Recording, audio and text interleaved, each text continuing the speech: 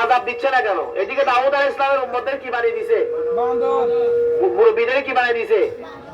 শুকর। মুরব্বিদের কি বানিয়ে দিয়েছে? আর জওয়ানদেরকে বানর বানিয়ে দিয়েছে। তো বানিয়ে দেওয়ার পর এগুলো তো আল্লাহ শাস্তি দিয়ে দিয়েছেন। তো আমরা কি এই ধরনের পাপ করছি না? আমরা তো আরো ডেঞ্জারাস, আমরা আরো ডেঞ্জারাস। আপনি যদি প্রত্যেকটা সরকারি দপ্তর খেয়াল করেন, মেডিকেলে যান, সেখানেও সিন্ডিকেট। আপনি দেখেন আলুটা হচ্ছে আমাদের দেশীয় পণ্য, বাইরে থেকে এটা আমদানি করতে হয় না, কিন্তু আমাদেরকে কিছুদিন আগে 50-60 টাকা পর্যন্ত কিনে খেতে হয়েছে। কেন? ওই সিন্ডিকেট। এগুলা কি বলা হয়? সিন্ডিকেট। আল্লাহ রাসূল বলছেন, যারা এই সমস্ত মজুদদারি করে, কি করে? মজুদদারি করে, তারা আমার উম্মত না, তারা আমার। এখন সে যদি বছরে 5 বারও মদিনা শরীফ যায়, কোনো কাজ হবে?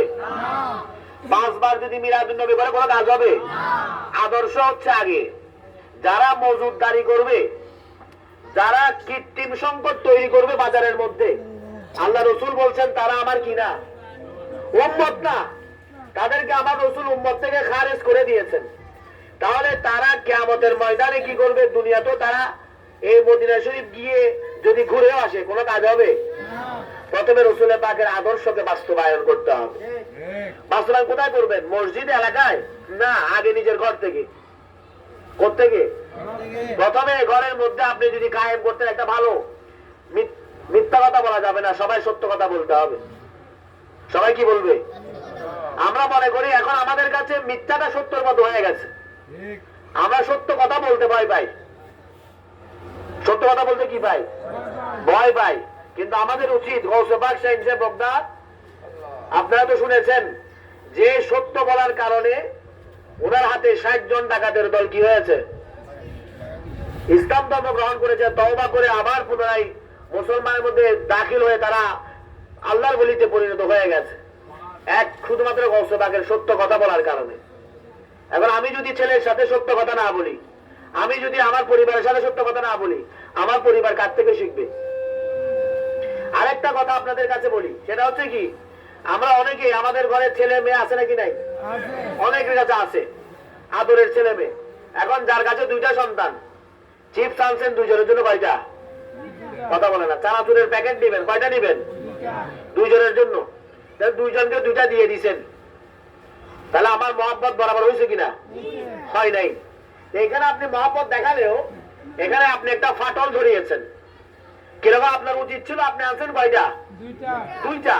কিন্তু তাদেরকে বলা দরকার ছিল একটা দিবেন, তোমরা 2 জন ভাগ করে খাও। 2 জনে ভাগ করে খাইলে তাহলে বড় হয়ে আর জায়গার ভাগ নিয়ে টানাটানি করবে না। জায়গার ভাগ দিয়ে কি করবে না? আপনি যে ছোট থেকে আলাদা আলাদা খাওয়া শিখিয়েছেন, আমি তাকে আলাদা আলাদা খাওয়াই শিখাইছি, তাহলে বড় হলে তার একসাথে খাওয়ার কোনো চিন্তা নাই। ভাতের প্লেট এক পাতের মধ্যে দিয়ে খাওয়াবেন বাচ্চাকে, দুজন এক বাসনে বসে খাও, তাহলে দেখবেন কিয়ামতের ফজর হলেও এই সন্তানদেরকে কোনোদিন আলাদা করতে পারবে না কেউ। আদর্শগুলো থেকে আমরা বিচ্যুত হয়ে যাচ্ছি। তাহলে আমাদের মূল আমলটা কোত্থেকে শুরু হবে? পরিবার থেকে। কোত্থেকে? পরিবার থেকে যখন শুরু হবে, তখন দেখবেন আপনার আমার সমাজটাও সুন্দর হয়ে যাবে। তখন আর আপনার কবরের মধ্যে জিয়ারত করার জন্য আর কেউ কি করবে না। সন্তান, আপনি কবর জিয়ারত করছেন, সন্তানকে পাশে দাঁড় করে রাখবেন, সে কিছু পারে না। আর মসজিদ রাখা হয়েছে ফরজ নামাজের জন্য। কি নামাজ? এখন আমরা সব নামাজ কোথায় পড়ে আসি? মসজিদে। ফজর সুন্নাত বাসায় পড়বেন। আপনাকে নামাজ পড়তে দেখলে আপনার সহধর্মিনী ঘুম থেকে উঠবে, আপনাদের 2 জনের ঘুম থেকে ওঠা দেখলে আপনার বাচ্চা উঠে যাবে ঘুম থেকে, যায় নামাজ নিয়ে খেলা করবে, যায় নামাজও উঠে যাবে। আপনার দরকার ছিল এটা, সন্তানকে যায় নামাজে বসিয়ে দেওয়া। তা আপনার এই আমলের কারণে আপনার সন্তান, আপনার সহধর্মিনী, আপনার পরিবার, ছেলে যদি নামাজ উঠে যায়, মা বাপ কি ঘুমাইতে পারবে? মা বাপ বলবে যে আইরে আমার ছেলে তো ঘুম থেকে উঠে গেছে, আমার মেয়ে মাত্র অল্প বয়স, সেও তো ঘুম থেকে উঠে গেছে ফজর নামাজ পড়ার জন্য, আমরা কিভাবে ঘুমাই? দেখবেন মা বাবাও নামাজি হয়ে যাও। এখন আমরা ঠিক করতে চাই শুধুমাত্র মসজিদকে নয়, আগে পরিবার থেকে।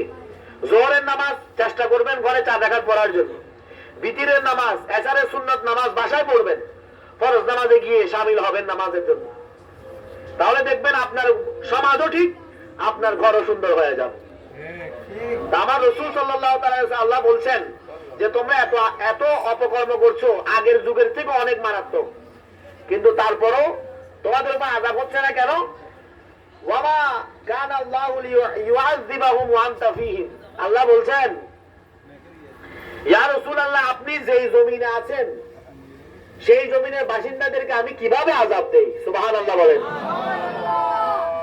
আপনি যেই জায়গায় আছেন, যে জমিনে শুয়ে আছেন, রাসূল পাক হায়াতের জিন্দেগি রাখলো যে রকম, হায়াতের জিন্দেগি থেকে সরে যাওয়ার পরেও, হ্যাঁ, আমার রাসূল দুনিয়া থেকে চলে যাওয়ার পরেও কি আমাদের জন্য কত বড় ইহসান, আল্লাহ আমাদেরকে আযাব দিচ্ছে না।